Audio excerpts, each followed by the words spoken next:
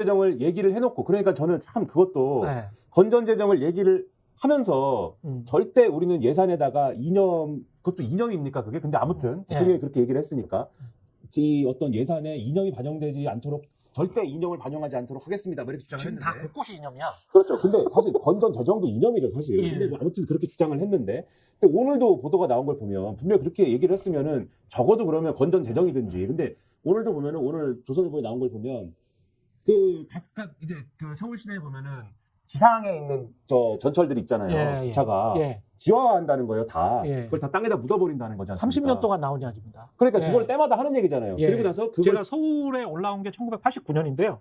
89년 이후로 계속 하는 이야기인 것 같아요. 때마다 그 얘기를 하고 지화한 다음에 그 위에 멋진 뭘 개발을 한 다음에 그 개발에서 나오는 수익을 가지고 이 지화한 돈을 댑니다. 이거 맨날 하는 얘기지 않습니까? 그리고 그 얘기를 선거 전에 해가지고 선거 때 되면 여기다 뭘 개발을 하고 그러면 땅값이 엄청 뛰고 이 얘기를 그 주변에다가 해서 또 다들 마음 설레게 하고 이런 걸 또 하는 거잖아요. 또 양재까지 고속도로를 다 이렇게 상업화시키고 그렇죠. 밑에 제2경부고속도로를 놓고 뭐 여러 가지 이야기를 하죠. 지금까지 그 강서구청장 재보궐선거 이후부터 해고 지금까지 해놓은 얘기들을 쭉 정리하면 서울을 완전히 그거 얘기 다 실현하면은 서울이 다 공사판이 됩니다. 서울시 김포구가 탄생을 하고 그것과 연관돼 가지고 곳곳에 그러면 서울시 김포구 얘기할 때도 그 주변에다가 무슨 개발한다고 그랬잖아요. 제2의 판교를 만든다고 그랬잖아요. 당장 할 게 없으니까 100년 후에 할 것들을 이야기를 하는 것 같아요. 100년 동안 할 것들을. 그러니까 저 지상에 있는 걸 지하화하는 건 강서구청장 선거 이전에 나왔어요. 국내임에서 나왔었고 아마 이번에 또 그린벨트도 풀고 뭐 다 합니다. 또 쓰겠죠. 뭐 제가 볼 때는 그런 거밖에 못 쓰는 거죠. 왜냐하면 재정을 풀 수는 없으니까. 그러니까 대통령 스스로가 재정 건전한 국가라고 하니까 재정 건전화는요. 신자유주의 국가들이 지금 채택하고 있는 재정 건전화 국가라는 개념이에요. 재정을 계속 마르게 만들어서 국가가 건전하게 재정을 꾸려야 되고 건전하게 재정을 꾸려야 되니까 국가의 능력을 줄이는 거예요. 그냥 국가 능력이 많으면 돈을 써야 되니까. 그린벨트를 풀면 돈이 안 나갑니까? 그린벨트 다 사유지인데 그럼요. 그린벨트 다 민간인들이 소유하고 있어요. 국가가 소유하고 있는 게 아니고. 국가가 소유하고 있으면 그거 다 개발하죠. 당연히. 그린벨트를 민간이 소유하고 있는 거를 LH나 이쪽에서 땅을 사야 되잖아요. 그렇죠. 그러면 돈이 안 들어갑니까? LH가 지금 재정 적자가 한 많아서 한 100조 정도 나 있는 회사인데 거기에다가 돈 안 들어가나요? 그러면 그만큼 또 돈 들여서 그만큼 사고 근데 요즘 지금 땅 주인들이 거기에다가 신도시 짓겠다고 하면 지금 10만 원이니까 10만 원에 가져가세요. 그럽니까? 묶어두고 있죠. 당장 150만 원, 200만 원 달라고 하죠. 그렇죠. 예, 그러면 또 싸움 나죠. 수용해야죠. 예, 그럼 수용해야죠. 몇 년 걸립니까? 옛날에 무슨 노태우 정부 때처럼 전두환 정부 때처럼 당신들 다 나가 그러면서 철거하실 수 있는 나라입니까 여기가? 요즘도 재판 걸어가지고 계속 뒤로 밀어요. 그렇죠. 그럼 이제 그래서 제가 100년 걸린다는 이야기예요. 사실은 그린벨트 풀고 뭐 신도시 건설한다고만 그것만 집중을 해도 한 10년은 걸릴 겁니다. 최소. 그러니까 국민들 네. 입장에서는 지금 굉장히 이 경제가 어렵기 때문에 이 정부에 대해서 신뢰를 더 가질 게 없지 않습니까? 그동안에도 내용이 하나도 없고 그냥 즉흥적으로 뭐 어디 찾아갔을 때 아 뭐 예산 필요해 그럼 예산 줄게 뭐 이러면서 또 바꿔 나가가지고 또 건전지정 얘기하는 사실 재능이 없는 정부의 그 단점들을 지금 국민들이 여실히 다 봤거든요. 그래서 저는 선거 앞두고도 윤석열 정부가 어떤 국민들의 마음을 사기 위한 그런 것들이 먹히질 않는다, 통하질 않는다 저렇게 봅니다.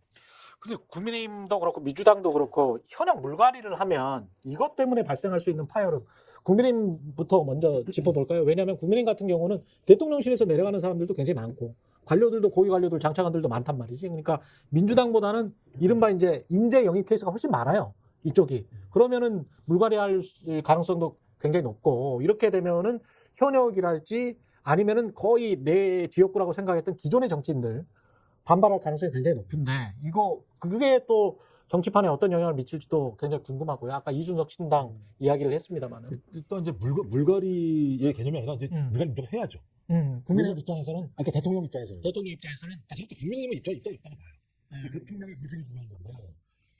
그러면 지금에 있는 50명에서 100명 정도라고 얘기하잖아요. 대통령실 주변에서 준비하고 있는 사람들이 50명 중 100명이 실제로 지금 국민의힘 현역 지역구에 가서 뛰고 있는 상황이고 그걸 지금 다 느끼고 있다는 현역 국회의원들 느끼고 있다는 거 아니겠습니까? 그러면 이 사람들이 뛰었을 때 그 뛰는 이유는 대통령 측근이라는 이유로 뛰는 거겠죠? 그러면 당연히 한동훈 비대위원장은 다 밀어내야겠죠. 근데 이건 옛날 사례가 있습니다. 그 찐박 논쟁이 있었지 않습니까? 80명 정도의 박근혜 전 대통령의 친위 부대만 있으면 된다라는 건데 지금 상황은 제가 볼 때는 110석만 얻으면 되는 거잖아요. 그러니까 윤석열 대통령 입장에서는 110석만 가지고 있으면 본인의 대통령 권한이 워낙 막강하기 때문에 지금도 지지율 35% 가지고도 이렇게 유지할 수 있는 건 대통령 권한 때문이거든요. 개헌서만 안 깨지면 된다. 그렇죠. 그러면 지금에 있는 현역 다 물갈이하고 자기 사람들 다 집어넣게 되면 완전 친위부대죠, 친위부대. 그러네. 그러면 예. 국정 하반기 한 2년 그러니까 절반 정도의 국정 운영 과정에서는 자기 마음대로 할 수 있는 가능성이 분명히 있거든요. 근데 그게 하반기로 갈수록 마음대로 될까요? 아무리 시행령 정치를 한다고 해도. 네, 새로운 이제 후보가 등장하면 예. 그쪽으로 쏠리긴 하겠죠. 어. 하지만 그래도 내가 뽑아서 앉힌 어거지로 사람. 집어넣어서 국회의원이 된 사람이라고 하면 그 골간이 3, 40명만 있어도요. 대통령 자기 힘 유지하면서 갈 수 있습니다. 누가 뭐라고 얘기하더라도. 그러니까 이게 대한민국 비극인 게 아니 어. 대통령을 뽑아놨는데 잘하고 민심을 얻어가지고 정권 재창출할 생각을 해야지 자기 사람 심어가지고 백성만 겨우 넘겨가지고 낙제만 면하겠다라는 것이 저는 참 지도자로서 뭐 그런 생각을 한다 그러면 정말 이건 참 심각한 문제고 국민들이 피해를 다 보게 되니까요. 저는 결국에는 뭐 국민의힘에서 그렇게 무리할 거라고 생각은 안 들고요. 기존에도 초선들 교체 비율이 50% 정도 됩니다. 그러니까 이번에도 50% 정도는 교체를 할 건데 지금 국민의힘은 다 영남당 기반으로 돼 있거든요. 그러니까 논리필연적으로 영남 지역에서 그러니까 당선이 확실한 지역에서 50%를 갈아야 되는 거예요. 그럼 그 갈면 그 자리에는 대통령과 가까운 사람들이 이제 들어가게 되는 이런 효과가 있는 건데 국민의힘도 여기서 이제 머리를 또 씁니다. 그래서 어떻게 할 거냐면 공천에 대한 결정 시점을 최대한 뒤로 미룰 겁니다. 그래서 공관위에서 뭐 이런저런 사유를 들어서 이제 선거에 거의 임박해가지고 발표를 해가지고 이분들이 다른 당을 만들어서 나가기도 어렵고 그때 신당을 가도 그 신당에서 얻을 수 있는 메리트는 매우 적도록 이제 이렇게 만드는 전략을 쓸 거기 때문에 예. 뭐 국민의힘은 이제 공천에 대해서 아마 물갈이를 하는 수순으로 하도의 3지대에 최대한 영향을 미치지 않는 그런 관리 가능성 속에서 지금 이 공천 작업을 할 가능성이 매우 높다. 저는 그렇게 보고 있습니다. 그래서 사실 이준석 전 대표가 이제 얼마나 성과를 내느냐 이런 것들이 그 윤석열 대통령한테도 중요하고 국민의힘한테도 이제 중요한 거죠. 왜냐하면 네. 지금 이제 이런 거거든요. 전통적인 이제 국민의힘 시각에서 대통령의 이 후반기 안정이라는 거는 후반기 국정 운영의 안정이라는 거는 그렇게 이제 자기 사람 심어갖고 안정이라는 거는 어떤 원리로 진행이 되는 거냐면 자기 편을 막 심었다고 할 때 자기 편을 이제 국회의원으로 들여보냈다고 할 때 그 국회의원이 여론에 굉장히 민감한 지역구에 있으면 자기가 그렇게 자기의 안전이 그렇게 지켜지지 않을 거 아닙니까? 여론에 민감한 지역구에 있으면 당연히 그 여론 따라서 자기의 재선을 위해서 국회의원이 움직일 테니까 그게 아니라 예를 들면은 과거 같으면은 TK에서 이 지역구 의원들이 자기 대통령 지키는 활동을 열심히 하면은 TK에서 재선 가능성이 있기 때문에 TK에서 자기 대통령을 굉장히 좋아하니까 그러면은 이제 그러면 되는 거거든요. 그 의원들은. 그래서 사실은 TK의 지역구에 있는 의원들이 TK 출신 대통령을 지키면서 영남 출신 대통령을 지키면서 이 자기의 어떤 그 임기 후반기에 안정화를 가져가는 게 사실 가능한 건데 이 그림이 가능한 건데 지금 윤석열 대통령을 TK 여론이 마지막에 지켜줄 거냐? 제가 볼 때는 윤석열 대통령이 그거에 대한 정확한 확신은 없는 것 같아요. 그러니까 박근혜 전 대통령을 저렇게 열심히 만나고 그리고 TK에 가서 나는 너무 TK를 사랑합니다 이 얘기를 한동훈 비대위원장하고 같이 그렇게 열심히 얘기를 하고 그런 이유에 어떤 맥락이 그게 하나가 있다고 보고 TK만 가면 돼요? 그 부울경은 좀 다르잖아요, 또 색깔이. 그렇죠. 좀 다른데 네. 근데 어차피 자기 편 심을 때는 네. 자기 편 심을 때라는 데는 PK는 또 PK에만 심는다고 되는 문제는 아니지 않습니까? PK라는 데는 나름대로 민주당하고 경쟁해야 되는 구도가 있는 지역구들이 부산에 있는 것이기 때문에 그렇죠. 이게 좀 그렇게만 다루기는 어려운 데고 결국은 이 이준석 전 대표가 막 살찐 고양이니 뭐냐면서 이 비판하는 그 논리가 먹히는데 TK잖아요, 사실은. 그 얘기가 통용되는 데가 TK잖아요. 예. 사실은 그래서 TK인데 TK에다가 자기 편 꽂아가지고 자기의 어떤 임기 후반부의 안정을 도모하겠다라는 구상이 그래서 가능한 건데 근데 역으로 얘기해서 이준석 전 대표가 계속 주장하는 것처럼 TK에서 그런 정치 용인하지 말아라고 하는 비판에 대해서 TK 여론이 일부라도 움직여가지고 이게 좀 성과를 낸다라고 할 때 윤석열 대통령 입장에서 그것만큼 괘씸한 일이 없죠. 그것 때문에 예를 들면 TK에서 자기 사람이 당선이 안 되진 않겠지만 TK 여론이 만약에 대통령 후반기에 가가지고 대통령을 지켜주지 않을 것처럼 움직인다. 옛날에 이명박 전 대통령이나 박근혜 전 대통령을 향한 그러한 어떤 그 콘크리트 지지층을 형성했던 그 정도의 여론은 아닐 것 같은 정도의 수준에 머무른다라고 했을 때는 상당히 이게 심적으로는 상당한 타격을 느낄 거거든요.